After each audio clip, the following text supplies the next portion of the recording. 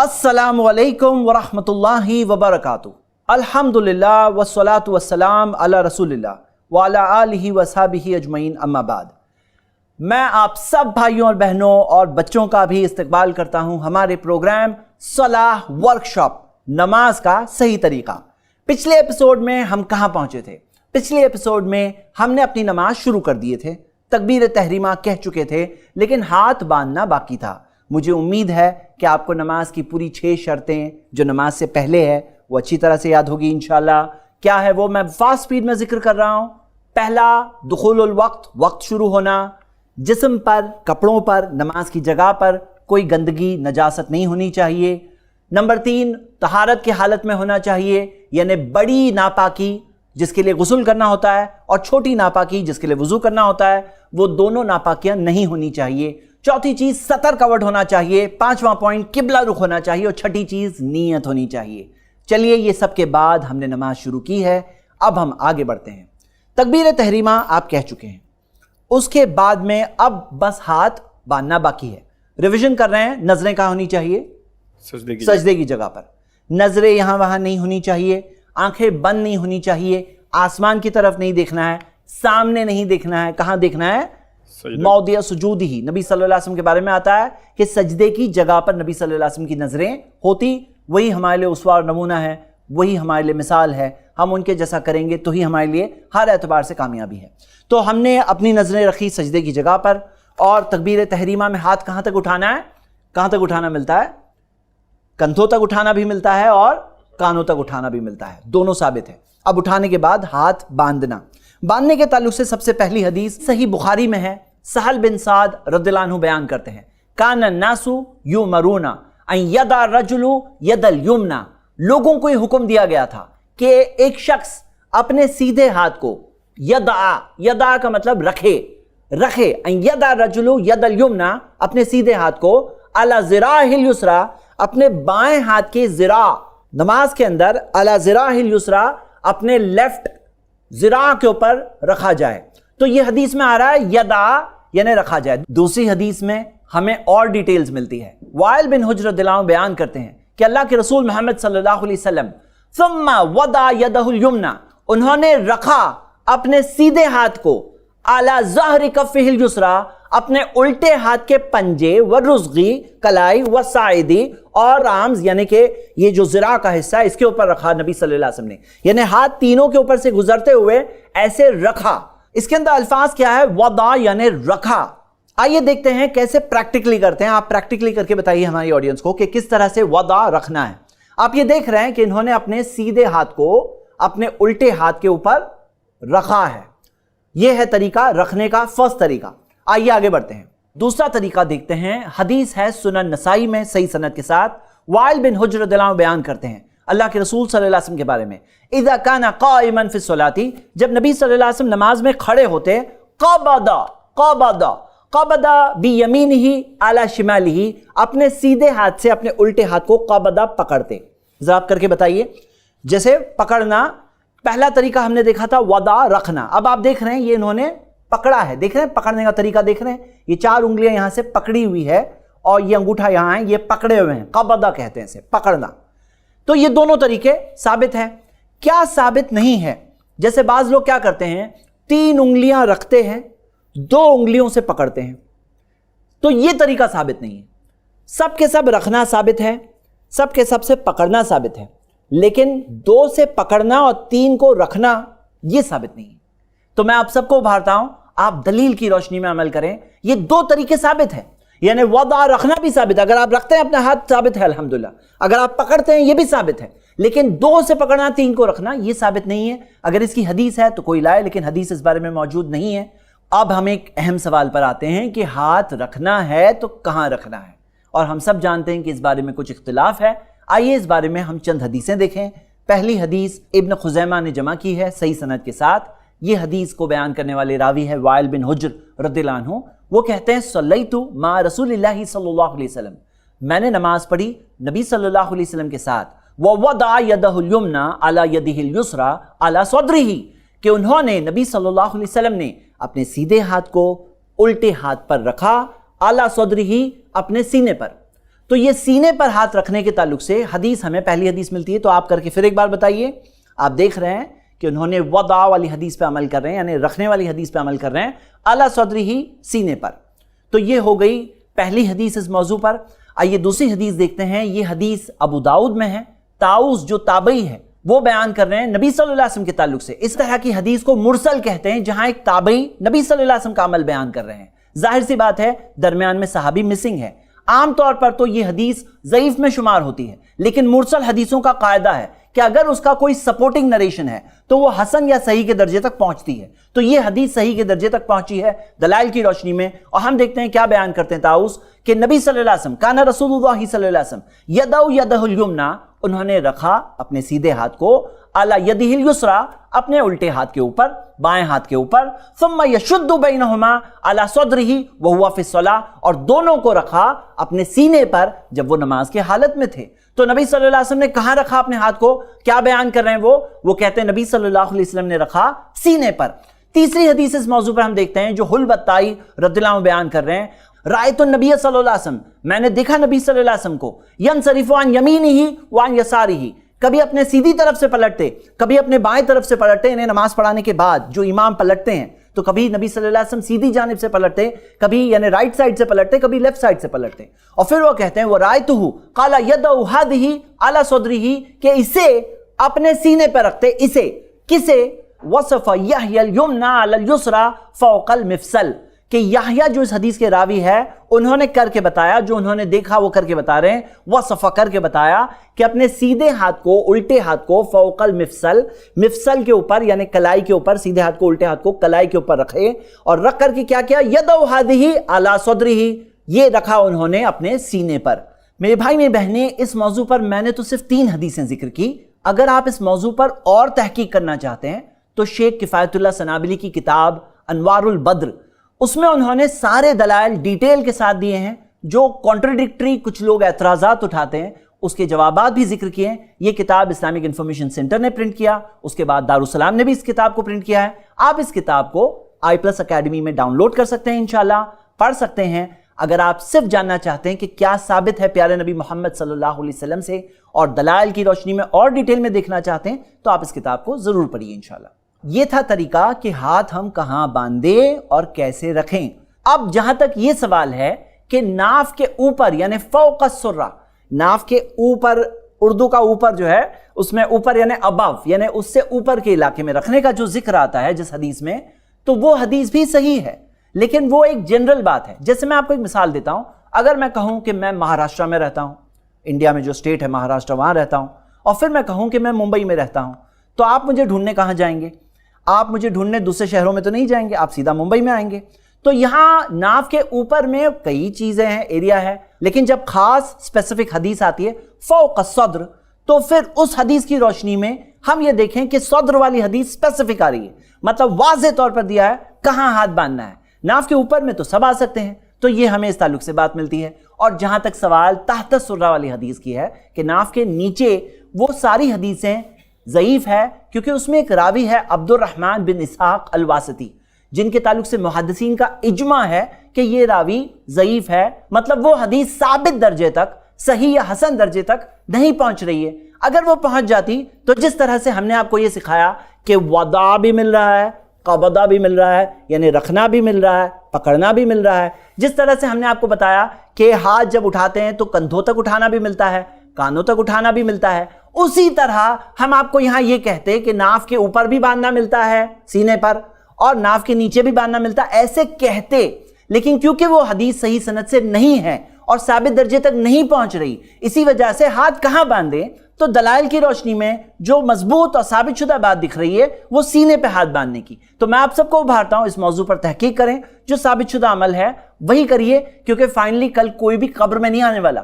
اگر آج آپ کسی کے پریشر میں آ کر یہ کہیں کہ میں ایسے ہی پڑھتا ہوں اور ایک سنت کو چھوڑ رہے ہیں، نبی صلی اللہ علیہ وسلم کے ایک طریقے کو چھوڑ رہے ہیں، تو پھر ہمارا ہی نقصان ہے نا آخر میں۔ تو میں آپ سب کو ابھاروں گا، ہم سارے علماء کرام سے محبت کرتے ہیں، امام ابو حنیفہ رحمۃ اللہ علیہ سے محبت کرتے ہیں، امام شافعی رحمۃ اللہ علیہ سے محبت کرتے ہیں، امام احمد بن حنبل سے، امام مالک سے رحمۃ اللہ علیہ سے محبت کرتے ہیں، لیکن جس کے پاس بھی پروف ہے ہم ان کی بات کو لے لیں گے۔ اور سارے اماموں نے یہی سکھایا کہ اگر صحیح حدیث مل جائے اس حدیث کو لے لینا، میری بات کو چھوڑ دینا، سب نے یہی سکھایا۔ تو میرے بھائیوں میری بہنیں، اس میں مسلکی تعصب سے بچ کر ہمیں زیادہ فکر یہ کرنا چاہیے کہ میری نماز کا کیا ہو رہا ہے، میری نماز میں کیا میں ایک سنت کو چھوڑ تو نہیں رہا ہوں۔ آئیے آگے بڑھتے ہیں۔ ہم نے نماز کی شروعات میں نیت کی دل میں، ہم نے اپنی نظریں رکھی سجدے کی جگہ پر، ہم نے تکبیر تحریمہ کے ساتھ میں اپنے ہاتھوں کو اٹھایا اور اٹھا کر کے اللہ اکبر کہہ کر ہم نے اپنے ہاتھوں کو باندھا۔ باندھنے کی جگہ کہاں ہے؟ سینے پہ ہاتھ باندھنے کی حدیث صحیح سند سے ملتی ہے۔ ہاتھ رکھنا، ہاتھ باندھنا دونوں ملتا ہے۔ جزاک اللہ خیر بلال بھائی، انشاءاللہ ہم آپ کو تھوڑی دیر بعد پھر بلاتے ہیں۔ جزاک اللہ خیر۔ اب ہم پڑھیں گے دعائے استفتاح۔ استفتاح کا مطلب ہے شروعات کی جو دعا ہے۔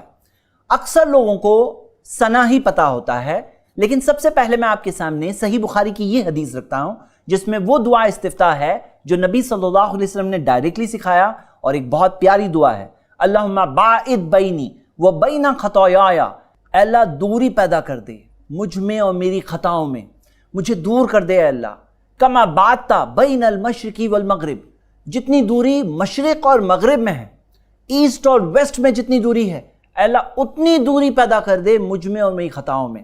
مطلب مجھے خطاؤں سے دور کر دے، مجھے گناہوں کی زندگی سے دور کر دے، مجھے گناہ کے کاموں سے اللہ تو دور کر دے۔ اب یہاں شروعات ہی ہو رہی ہے ایک ایسے ڈیکلریشن سے، ایک ایسا اعلان کر کے کہ میں گناہوں کی زندگی سے دور رہنا چاہتا ہوں۔ اب ایسا بھی ہو سکتا ہے کہ کوئی ایسا شخص ہوگا جو گناہوں میں ڈوبا ہوا ہوگا، جو گناہوں کی زندگی میں لگا ہوا ہوگا، لیکن جب وہ یہ دعا پڑھے گا اللہم باعد بینی و بین خطایا، یہ ممکن ہے کہ اس کے دل میں بھی خیال آ جائے کہ وہ گناہوں کی زندگی سے دور چلے جائے، گناہوں کے راستے سے دور چلے جائے، اتنا دور ہو جائے گناہوں سے، جتنا دور مشرق اور مغرب ہے اتنا وہ دور ہو جائے گناہوں سے۔ پھر ہم کہتے ہیں اللہم نقنی من الخطایا کما ینقی ثوب الابیض من الدنس، اے اللہ مجھے میرے گناہوں سے پاک کر دے، جیسا ایک سفید کپڑا گندگی سے، داغ سے پاک ہوتا ہے، اتنا مجھے پاک کر دے میرے گناہوں سے۔ یہاں کیا بات ہو رہی ہے؟ یہ جو دوسرا حصہ ہے اس میں بات یہ ہو رہی ہے کہ جو گناہ ہو گئے ہیں، اب آگے کی زندگی میں تو ہم نے یہ کہا اللہ دور کر دے مجھے گناہوں سے، لیکن جو گناہ ہو گئے ہیں اللہ میرے وہ گناہوں کو دھو دے، صاف کر دے، جس طرح ایک سفید کپڑا پورے داغوں سے پاک ہوتا ہے، صاف ہوتا ہے، چمکتا ہے، اللہ اس طرح سے مجھے پاک کر دے وہ سارے گناہوں سے۔ اور آپ جانتے ہیں کہ جب ہم گناہ کرتے ہیں تو دل پر کان نقطۃ سوداء فی قلبہ، دل پر ایک کالا نقطہ آتا ہے، تو اس طرف بھی ایک اشارہ ہے کہ اللہ دھو دے میرے گناہوں کو، صاف کر دے، جس طرح ایک سفید کپڑا ہوتا ہے پورا صاف ہوتا ہے، اس پہ کوئی داغ نہیں ہوتا ہے، اس طرح مجھے اپنے گناہوں سے پاک کر دے۔ اور پھر تیسرے حصے میں آتا ہے اللہ مغسل خطایا، اللہ دھو دے میرے گناہوں کو بالماء والثلج والبرد، پانی سے، اولے سے اور برف سے۔ اب یہاں ہم یہ دیکھتے ہیں اس حدیث کی شرح میں علماء کرام بتاتے ہیں کہ سب سے جو صاف پانی ہوتا ہے وہ کون سا پانی ہوتا ہے؟ آپ کو پتا ہے کہ جو پانی برف کی شکل میں پہاڑوں کی چوٹیوں پر جمع ہوا ہوتا ہے اور پھر پگھل پگھل کے آتا ہے، وہ سب سے صاف پانی ہوتا ہے۔ کیوں؟ کیونکہ اگر پانی کی شکل میں ہو تو پھر کیا ہوتا ہے، اس کے سڑنے کے، اس کے اندر گندگی آنے کے چانسز ہوتے ہیں، لیکن جب برف کی شکل میں ہوتا ہے تو زیادہ پیور پانی مانا جاتا ہے۔ تو ہم جب یہ کہہ رہے ہیں کہ اللہ دھو دے میرے گناہوں کو، یعنی پورے مکمل اور کمپلیٹ طریقے سے اللہ تو دھو دے میرے گناہوں کو، ٹوٹل طور پر دھو دے، مطلب ایسا نہیں کہ کچھ بھی باقی رہ جائے، ٹوٹل مکمل طور پر دھو دے۔ تو یہ تین چیزیں اعلان کرنے کے بعد ہم اپنی نماز کو شروع کر رہے ہیں۔ یہ دعا استفتاح ہے۔ اگر آپ کو یہ پیاری سی دعا نہیں یاد ہے، میں آپ کو ابھاروں گا کہ آپ اس دعا کو ضرور بضرور یاد کریں انشاءاللہ۔ دوسری دعا استفتاح جو میں آپ کے سامنے رکھنا چاہتا ہوں، یہ صحیح مسلم کی حدیث میں آتی ہے، جسے عبداللہ ابن عمر رضی اللہ عنہما بیان کرتے ہیں، اللہ اکبر کبیرا والحمد للہ کثیرا وسبحان اللہ بکرۃ واصیلا۔ اللہ اکبر، اللہ کی تعریف، کبیرہ جو سب سے بڑا ہے، اللہ کی تعریف جو سب سے بڑا ہے، والحمد للہ کثیرا، اللہ کی تعریف بہت بے شمار تعریف، بہت ساری تعریف، وسبحان اللہ بکرۃ واصیلا، اور میں اللہ کی پاکی بیان کرتا ہوں صبح میں بھی اور شام میں بھی۔ آئیے تیسری دعا استفتاح دیکھ رہے ہیں جو عمر رضی اللہ عنہ کا عمل ہے، صحیح مسلم میں حدیث موجود ہے، عبدہ رحمہ اللہ تابعی ہے، وہ بیان کرتے ہیں عمر رضی اللہ عنہ کے تعلق سے، کانا یجہر بہؤلاء الکلمات، یقول، وہ ان الفاظوں کو تھوڑا زور سے پڑھ لیا کرتے تھے، کہا کرتے تھے، سبحانک اللہم، پاک ہے تو اے اللہ، و بحمدک، تیری ہے تعریف، तबारकस्मुका, बाबरकत है तेरा नाम, व तआला जद्दुका, तेरी शान बुलंद है, वला इलाहा गैरुक, और नहीं है कोई माबूद बरहक सिवाय तेरे। तो आपको ये दुआ भी याद है जो मशहूर है सना के तौर पर, तो भी अल्हम्दुलिल्लाह पढ़ सकते हैं, लेकिन मैं आप सबको उभारता हूँ कि अल्लाहुम्मा बाइद बैनी व बैन खताया वाली दुआ भी याद करिए इंशाल्लाह। ये तो 3 है, इसके अलावा और भी दुआ इस्तिफ्ताह साबित है, आप एक से ज़्यादा भी पढ़ सकते हैं। कभी क़ियामुल लैल कर रहे हैं, इत्मीनान से नमाज पढ़ रहे हैं, तो और दुआ इस्तिफ्ताह भी पढ़ सकते हैं। लेकिन बहुत ज़्यादा लंबी दुआ इस्तिफ्ताह अगर कोई इमाम पढ़े और पीछे वाले इंतज़ार कर रहे हैं कि कब वो तिलावत शुरू करेंगे, तो ऐसा भी नहीं हो। जब इत्मीनान से अकेले नमाज पढ़ रहे हैं तो और भी पढ़ सकते हैं। इसके अलावा और अगर आप देखना चाहते हैं तो आप शेख अलबानी की किताब सिफ़तु सलातुन नबी, जो इंग्लिश, उर्दू और कई ज़ुबानों में अवेलेबल है, आप उस किताब में देख सकते हैं इंशाल्लाह। हिस्नुल मुस्लिम जो दुआ की किताब है उसमें देख सकते हैं, या नमाज नबवी जो सैयद शफीकुर रहमान की किताब है जो इंग्लिश, उर्दू वगैरह में अवेलेबल है, उसमें देख सकते हैं इंशाल्लाह। मैं मुख्तसर तरीके से ये आपके सामने रख रहा हूँ। नमाज के ताल्लुक से और डिटेल्स भी अगर आपको चाहिए तो वो किताबों में भी मौजूद है, आप हमारी नोट्स भी देख सकते हैं इंशाल्लाह। आइए आगे बढ़ते हैं। दुआ इस्तिफ्ताह के बाद क्या करना है? अऊज़ु बिल्लाहि मिनश शैतानिर रजीम कहना है। इसकी दलील क्या है? इसकी दलील कुरान की आयत है, सूरह नहल सूरह 16 आयत नंबर 98, फ़इज़ा क़रअतल कुरान फ़स्तइज़ बिल्लाहि मिनश शैतानिर रजीम। जब तुम कुरान पढ़ो तो अल्लाह की पनाह मांगो शैतान मरदूद से। और अब हम कुरान की तिलावत करने वाले हैं। कुरान की कौन सी सूरह की? सूरतुल फातिहा की तिलावत करने वाले हैं। तो जब तुम कुरान पढ़ो तो अल्लाह की पनाह मांगो शैतान मरदूद से, ये अल्लाह का हुक्म है। और प्यारे नबी मोहम्मद सल्लल्लाहु अलैहि वसल्लम का प्रैक्टिकल अमल भी हमें मिलता है। काना रसूलुल्लाह सल्लल्लाहु अलैहि वसल्लम इज़ा क़ाम मिनल लैल, जब नबी सल्लल्लाहु अलैहि वसल्लम रात में क़ियामुल लैल के लिए खड़े होते तो वो कहते सुम्मा यक़ूल अल्लाहु अकबर कबीरा सलासन, अल्लाहु अकबर कबीरा 3 बार कहते, और फिर कहते अऊज़ु बिल्लाहिस समीइल अलीम मिनश शैतानिर रजीम, कि अल्लाह की पनाह मांगता हूं मैं जो सुनने वाला और जानने वाला है शैतान मरदूद से, मिन हमज़िही व नफ़ख़िही व नफ़्सिही। इसका मतलब क्या है? मैं अल्लाह की पनाह मांगता हूं शैतान मरदूद से, मिन हमज़िही उसके पागलपन से, व नफ़ख़िही उसकी शायरी, उसकी पोइट्री से, व नफ़्सिही उसके गुरूर से। तो ये हमज़िही व नफ़ख़ी व नफ़्सिही की अलग अलग शरह, अलग अलग कॉमेंट्री हमें मिलती है। शैतान के अलग अलग हथकंडे हैं, आपको और मुझे हराने की जो कोशिश करता है, अपने गुनाह के गुमराही के रास्ते पर ले आने की कोशिश करता है। तो हम अल्लाह की पनाह मांग रहे हैं शैतान मरदूद से। तो ये लॉन्गर वर्जन है, यानी ये भी कहना साबित है जैसा कि आपके सामने हदीस है। और अगर आप शॉर्ट में अऊज़ु बिल्लाहि मिनश शैतानिर रजीम कहें, यह भी साबित है। बाज़ लोग ये समझते हैं कि दुआ इस्तिफ्ताह पढ़ने से पहले हमें अऊज़ु बिल्लाह पढ़ना है, लेकिन हकीकत यह है दुआ इस्तिफ्ताह पहले पढ़ेंगे, उसके बाद में अऊज़ु बिल्लाह, फिर बिस्मिल्लाह कहेंगे और फिर तिलावत करेंगे इंशाल्लाह। तो नेक्स्ट क्या है? बिस्मिल्लाह है। बिस्मिल्लाह कहना है, इस बारे में तो कोई इख्तिलाफ नहीं। इख्तिलाफ एक मौजू पर है कि बिस्मिल्लाह तिलावत से पहले जोर से पढ़ेंगे या खामोशी से पढ़ेंगे। इस मुतालिक मैं आपके सामने एक हदीस रखना चाहता हूं जो सही मुस्लिम में है, अनस बिन मालिक रज़ियल्लाहु अन्हु उसके रावी है, और ये हदीस से मसला पूरा वाज़ेह और क्लियर हो जाता है। वो कहते हैं सल्लैतु खल्फ़ नबी सल्लल्लाहु अलैहि वसल्लम, मैंने नबी सल्लल्लाहु अलैहि वसल्लम के पीछे नमाज पढ़ी, व अबी बकर, अबू बकर के पीछे पढ़ी, व उमर, उमर रज़ियल्लाहु अन्हु के पीछे, व उस्मान, उस्मान रज़ियल्लाहु अन्हु के पीछे पढ़ी। फ़कानु यस्तफ्तिखूना बि अल्हम्दुलिल्लाहि रब्बिल आलमीन, वो सब के सब शुरुआत किया करते थे अल्हम्दुलिल्लाहि रब्बिल आलमीन से। ला यज़कुरूना बिस्मिल्लाहिर रहमानिर रहीम, बिस्मिल्लाहिर रहमानिर रहीम नहीं कहा करते थे। फी अव्वली क़िराअतिन वला फी आखिरिहा, ना शुरू के पहली क़िराअत में ना दूसरी क़िराअत में। पहली और दूसरी से मुराद ये भी हो सकता है कि पहली तिलावत जो सूरतुल फातिहा है और दूसरी तिलावत जो दूसरी सूरह हम पढ़ते हैं, या पहली तिलावत जो पहली रकात में है या दूसरी तिलावत जो दूसरी रकात में है, यानी दोनों के अंदर बिस्मिल्लाहिर रहमानिर रहीम नबी सल्लल्लाहु अलैहि वसल्लम, अबू बकर रज़ियल्लाहु अन्हु, उमर रज़ियल्लाहु अन्हु, उस्मान रज़ियल्लाहु अन्हु नहीं कहा करते थे। तो ये एक बहुत मजबूत दलील है। उन सब के पीछे आप और मैं, हमने तो नमाज नहीं पढ़े, अनस रज़ियल्लाहु अन्हु ने पढ़े, और उन्होंने बयान किया कि किस तरह से वो लोग बिस्मिल्लाहिर रहमानिर रहीम जोर से नहीं कहा करते थे। तो यहाँ पे ये दलील की रोशनी में ये बात ज़्यादा मजबूत दिख रही है कि बिस्मिल्लाहिर रहमानिर रहीम खामोशी से पढ़ा जाए और इमाम अल्हम्दुलिल्लाहि रब्बिल आलमीन से शुरुआत करेंगे इंशाल्लाह। आइए आगे बढ़ते हैं।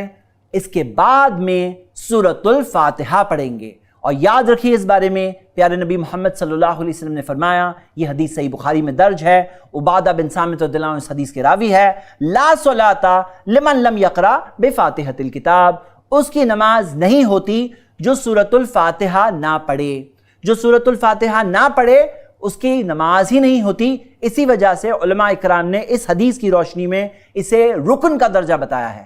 جو نماز کے ارکان ہیں نا، پلرز، جیسے پلر نہ ہو تو بلڈنگ کیا ہو جائے گا؟ بلڈنگ ہی گر جائے گی۔ اسی طرح نماز کے اندر اگر پلر نہ ہو تو لا صلاۃ، نماز نہیں ہوتی۔ تو نماز کے بعض ارکان ہیں، اور یہ تیسرا رکن ہے جو ہم دیکھ رہے ہیں۔